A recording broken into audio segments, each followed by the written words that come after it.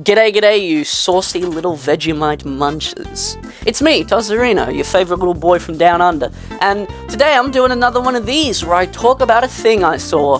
Today's episode is going to be on Captain America, Brave New World, or as I like to call it, Captain America, a not-so-brave movie, but shush, got 'em. I like the Captain America movies, but Captain America as a character exists in this strange place in my mind where neither of them have ever been my favourite superhero, and yet at the same time, they have the best appearances out of all of them. The original Captain America trilogy is pretty great. I think the first Avenger is a stylistically unique movie that the MCU frankly would shit themselves if they tried to do now. Winter Soldier, what can I say about it hasn't already been said? It's a genuine masterpiece. Also, it's the only good piece of directing the Russo brothers have ever done. Civil War, fantastic big crossover movie, better than the comic it's based on. Don't at me. It is better than the comic though. Falcon and the Winter Soldier, easily Marvel's best show, parentheses, in the MCU. Because, Legion exists, so I can't say it's the best overall, but it is the best Disney Plus series, until the finale. Brave New World has a lot going for it, in theory. It's got Anthony Mackie, a man who absolutely oozes charm and charisma. It's got Harrison Ford in it, and he's the Red Hulk. The movie does not want you to forget the fact that he's the Red Hulk, despite the fact that the movie itself only features him as the Red Hulk at the end, and strangely enough, they play it almost like a bit of a twist. Well, not a twist, but they build up to it, and it's clearly meant to surprise you. But literally all of the marketing centers on the fact that the Red Hulk is going to be in the movie. Look at the popcorn bucket, dog. This is not a twist or a surprise. Literally, the only way you would go into this not knowing that the Red Hulk is in it is if you didn't watch any of the trailers, didn't see any poster, and purposely kept your eyes shut when you entered the theater to buy your tickets. It's impossible to not notice. He's a big red man.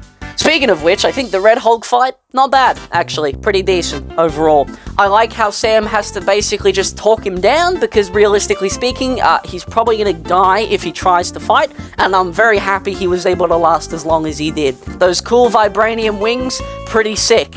Or at least they were pretty sick until they got torn apart, so I guess Sam's gonna have to go and ask for another. Or maybe he'll make his own. I don't know. Does anything from this movie matter? Do I matter? Doesn't matter. Brave New World also functions as a sequel to The Incredible Hulk, the red-headed stepchild of the Marvel Cinematic Universe that they only really bring up occasionally so that people can point at the screen and go, oh, no way, they mentioned that again. And that was me. I did that. I pointed at the screen and I was like, oh, I remember when they did that. I actually like The Incredible Hulk, by the way. It's one of my favorite Marvel movies, but mainstream media doesn't want you to know that, so shush, keep it between us, alright? Harrison Ford as President Ross is surprisingly genuinely compelling. I honestly thought he was going to phone it in hard, but he's actually giving it a good go. He's actually acting.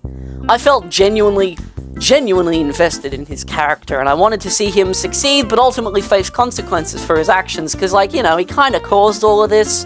Outside of the fact that he's been a real dog of a bloke for the last decade and a half. He's also responsible for the leader, which we're gonna get to him. Don't worry, we'll get to him.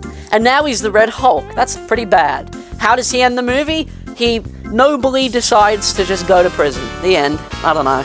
Are we ever going to see him again? Probably not, to be honest with you. I don't think we're going to see him again. Because, I don't think Harrison Ford is coming back for more of these. Be realistic here. Come on now. The supporting cast are fine. They're fine enough. I like the new Falcon. He's fun.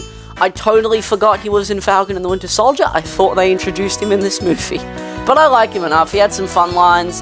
Not huge on his costume, though.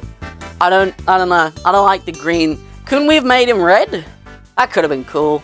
Maybe blue. I don't know. Just the green doesn't gel well with me, but overall it's not bad. I like that he's got a helmet though. That's pretty sick. Sadly, they take him out of the climax because I think having him and Sam be present to fight the Red Hulk might make things a little less insurmountable for Sam. So I get it, but whatever. Isaiah Bradley continues to be an absolutely standout character, and I'm frankly going to be quite surprised if we don't ever get a spin-off or a prequel or something about him, because, Carl Lumley's absolutely walking circles around everybody. He is dog-walking this movie, and he's going ham in a way I didn't imagine.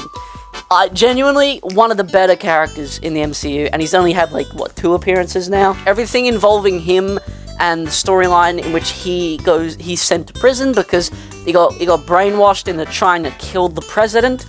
Good, genuinely compelling stuff. It's a really solid foundation for the movie to go forward, and then it just kind of, after a while, you kind of just forget about him, which sucks, because it's like, well, I really enjoy his character, but at the same time, it feels like the movie is more preoccupied with other things, and also Ruth. Ruth is here, I guess. Look, I don't want to waste my breath on talking about this nothing sandwich of a character, so I'm just gonna put this here. We're gonna move on now. Finally, we come to the antagonist of the piece, Samuel Stearns, aka the leader, played by Tim Blake Nelson. I am supremely disappointed. You already got me with MODOK a couple years ago, and now you got the leader too, admittedly not quite as bad. Tim Blake Nelson is a fantastic performer. I absolutely adore him in everything I've seen him in, and this should, in theory, be a winning combination for a top-tier villain. Unfortunately, there are 2 major flaws that bring down the leader. Number 1, the design. Do I even have to say anything here? How do you take a character who is physically known for one significant trait and you remove the trait? That's the whole point. I don't mind that they made him sort of like a little more body horror-esque, you know? He's got like bits of what seem to be his brain poking through his head. That's kind of cool. I like that. Could they not have also elongated his head just a little bit? There is a moment where you see him wearing a hat, and that's the moment I checked out completely, because he should not be able to wear a hat. This motherfucker should not be wearing a hat or a hoodie. Couldn't they have at least given him the goatee? Like, if you're not gonna give him the big head, give him the goatee, right? My real, genuine problem with the character of Samuel Stearns in this movie is the fact that his dialogue feels like it was written by somebody who is trying to sound smart, but doesn't actually understand how to write a character that is smart. This is something I've noticed a lot with villains who are, like, super intelligent recently, where the point doesn't seem to be making them actively smart, but rather making them sound smart, making them project intelligence. It's the same problem I have with Grand Admiral Thrawn in the Ahsoka TV series. He keeps going on about how he's planned for every possible outcome and he's the smartest boy around, and then he gets dicked around. It's like, no, this is part of the plan. It's the same thing here. Stearns goes on about probabilities and how he's calculated the probabilities, and Sam Wilson is an interesting problem for him to solve. And it's like, buddy, this doesn't make you sound smart. This makes you sound like a Redditor. And I can say that. I have Reddit on my phone. I don't use it that much, but I have it, so that makes me a Redditor. I'm sorry you had to find out this way. There is one moment where his probabilities thing genuinely does work effectively, and that's the conversation he has with Ross on the plane, where he says something along the lines of, "Your betrayal was etched out in probabilities." That was actually a pretty decent way to do that. Every other time he said probabilities, it made me want to roll my eyes back into my head. So far, they do a complete turnaround. Yeah, I'm going to talk about the reshoots now. Apparently, this movie had reshoots, which in and of itself, not a bad thing, right? Like, a lot of movies have reshoots, but apparently this movie had reshoots that kind of changed a lot of stuff, like the design of the leader. I went out like a while ago and I saw a Funko Pop of the leader from this movie, and he has the big head and the goatee. They made Funko Pops of this guy, and he doesn't look like that. I'm willing to bet if they end up making like a Marvel Legends of this guy, that like, it's gonna be this design instead of the one in the movie, because like, I don't understand what happened here. Giancarlo Esposito was in the movie, and he's kind of just shoved in there as an afterthought, because originally it was going to be the Serpent Society, but I guess we're back in that point of the MCU where we're afraid to do things from the comics, so instead we have to make everything either military or tech-based. I thought we were past that. By the way, hi Demolition Man, how are you, buddy? What a rich character he is. I sure hope he sticks around. Oh, no, fuck, he's dead already. Okay, cool. Didn't even give him a chance to live. 5 seconds of screen time, that's crazy. I'm not even a Demolition Man fan, but like, the motherfucker had a Lego special come out not a year ago, and you do this to him? That's actually crazy. Brave New World just feels like a symphony of missed potential and strange additions and removals that make the movie flow really weirdly. I think the first act is generally paced pretty well, but then by the time we get to like the second act, I'm like, hold on a minute, what are we doing here? This movie is short, but at the same time it feels like it kept going for me. I don't know, man. I don't know. Maybe I'm just insane. Brave New World's strongest element is Anthony Mackie. Because even in a movie with a lot of things that don't really work and a lot of things that do kind of work, Anthony Mackie just continues to shine. And I really love his Captain America, and I really, really hope he gets something else good in the future here.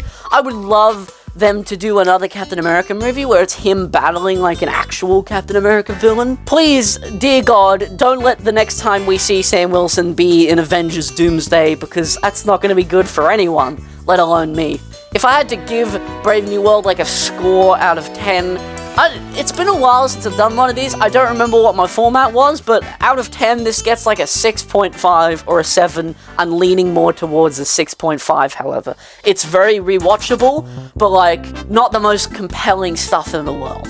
See it if you want, don't see it if you don't want.